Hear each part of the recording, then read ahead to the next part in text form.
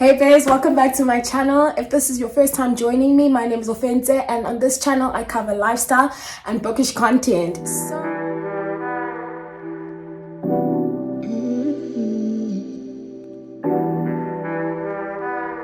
Ponytail area period. This is a book review video, but before we get into all of that, I just want to draw your attention to a competition that I'm running on my Instagram channel at the current moment. So if you don't follow me already, head over to Instagram and look up at OfenseMDK. There's a competition that should be up and running in honor of my birthday month. I am a June baby, so you know it's a vibe over here. Stick around, and if you love bookish content, this is exactly the channel for you. So without further ado, let's get into the video.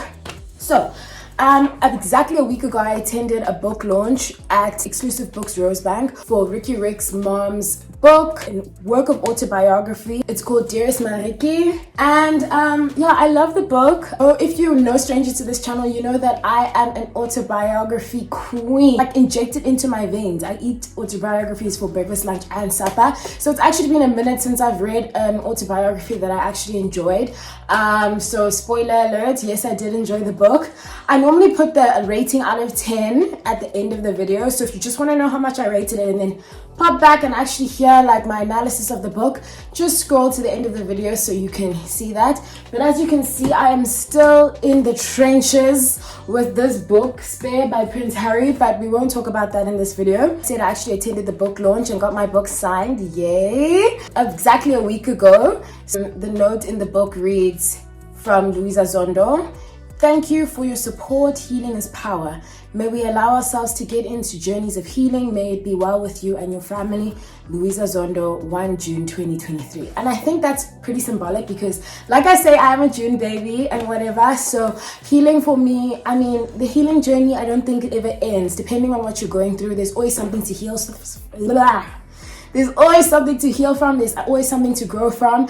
And that was quite special to me because suicide is something that is quite special to my heart on a personal level. So yeah, let's get into the actual analysis of the book. In terms of some of the themes that are covered, or just an overall synopsis of the book, it's pretty self-explanatory. It's basically my Louisa Zondo's recalling of her life with regards to her journey as a mother, as a student, as a young girl growing up during the apartheid regime, and then the transition from apartheid into democracy, and all the work that she did as a lawyer, particularly focused in the human rights space with that regard, on behalf of South Africa as a country. She speaks also about her experience working for the TRC and other human rights organizations as well. She worked in the nuclear power field. She's well traveled. She's worked all over the world. Her journey into motherhood, her journey with the various fathers of her sons, the tragic event that took place in February of last year of Rick's death. So I won't go too much into that, but if you don't know, Rick was a South African rapper and he lost his life to suicide. So basically that life event prompted her to write the book and journey on her own path to healing. So that's just a brief synopsis of the book. In terms of some of the themes, I think I have mentioned some of them: motherhood, democracy, apartheid, education, relationships, love, travel, abuse, rape. What else can I think of? Healing, therapy, spirituality, knowledge, just, you know, grappling with yourself and, like, I guess the human condition, which is a very popular theme, I think, when it comes to autobiographies, because it kind of always goes back to the human condition and how somebody is navigating the world around them. And then in terms of the diction or the tone of the book, it's quite conversational, but language is not necessarily simple. It's conversational, but it's also kind of more so to the formal-ish side of things. What I mean by that is the book requires you to have a certain level of intellect. I think that's something that I also mentioned in my previous review on Sunyati's book. It just kind of assumes that you have a certain level of intellect. So I wouldn't say it's simple English, but I wouldn't necessarily say it's difficult. So somewhere in the middle, colloquial, but also more so on the formal side of things. It just shows, I think, her intelligence and her way of expression. So that's the diction and the tone. So in terms of the actual themes in the book, we've covered. So maybe I should start with what I didn't like, and then we'll go into what I liked. What I didn't like about the book, I think it was too short. I mean, it's 157 pages. If we don't include, okay, I would say 160 then technically, and then we go into the acknowledgements at the end of the book. So I felt like it could have been more, but I think conversely, what I did like about the book is that it said a lot in a short amount of time. So I don't think that a lot of authors can actually get that balance right, which was quite spectacular for a debut novel, I think, or rather a debut piece of writing. Yeah, a lot of people don't necessarily get that balance right. She spoke of how she's not necessarily an author or trained author at her book launch or book signing. Lesego Klabi mentioned that most of the time the people who aren't necessarily traditional writers or authors are the best authors, because they don't necessarily get stuck into maybe the, I guess, norms, or what is the word, like the culture of writing in a specific way. So because she's writing from her own personal perspective as who she is, without a preconceived notion of this is what a writer is, then she can translate that into her writing in a way that is sincere. So that's another thing I think I liked about the book. It was very sincere. It was easy to understand, although it didn't necessarily follow like a specific, like it's not written, let me say, written chronologically. So the chapters kind of jump all over the place based on the themes that are being discussed in the book. I appreciated that. And what else? Yeah, I think what else I liked about the book is that all proceeds of the book go towards the Riky Foundation. I want to get it right. It's quite a long name, so I need to make sure that I'm saying it properly. Let me just find it. Okay, I found it. All proceeds for the book go to the Riky Foundation for the promotion of artivism, to support young people in the arts and cultivate through fellowship programs. So the title of the foundation is the Riky Foundation for the promotion of artivism. Go out, read, buy the book.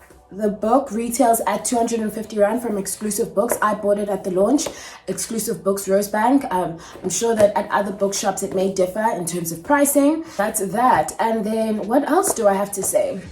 She was so sincere in this book. Sometimes it was a little bit shocking to me. That's just like a note, like overall, I think maybe linked to some of the things that I liked about the book as well. But she was very sincere, and I felt like I appreciated that. I felt like a lot of people, particularly in the African culture, we're not necessarily taught to be so vulnerable and to kind of show your weakness or whatever the case may be. Another theme in the book, actually, mental health, and just navigating your mental health in the context of the African culture as well.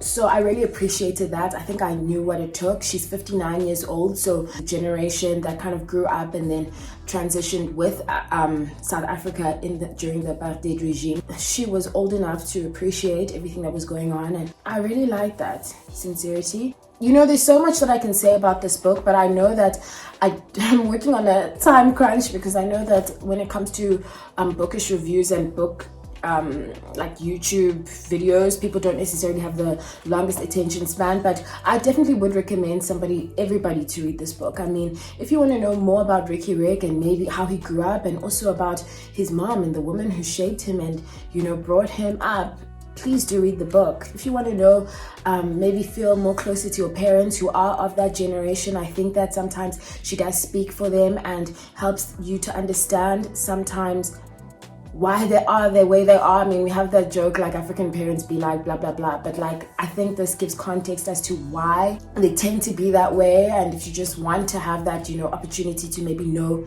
you want to know your parents but you don't know how, or you don't know how to broach the subject, I think this might be a good departure point for that. Please do remember to like, comment, share and subscribe. Let me know if you've read the book. Let me know what you think. Let me know what you are reading, and let's grow this platform, guys. Don't forget to head over to my Instagram and enter the competition. It's a giveaway. So love you loads. Bye for now. Guys, I completely forgot to actually put my rating of the book out of 10. So out of 10, I would give this book a 9. Why I'm giving it a 9 and not a 10? Because I'm very wary of giving authors high ratings for their first book, because I'm like, okay, if you can do this for your first book, there must be more. But then there's a part of me that is like, the story was just so poignant. So sometimes I want to give it like, I'm thinking 11 even out of 10, but then I always want authors to write more. I don't want there to be like a, you know, I'm writing one book and then that's the end of it. But then I understand the sensitivity of this book and what it took to write this book, that there may not be another follow-up written work by Louisa Zondo. But thank you for this book. If you're watching this, thank you for your vulnerability, and I really think that it will inspire a lot more people to open up about the healing journey, as well as maybe even venture to healing. Maybe just be more vulnerable, maybe just in understanding each other better, being more compassionate with each other. Bye for now.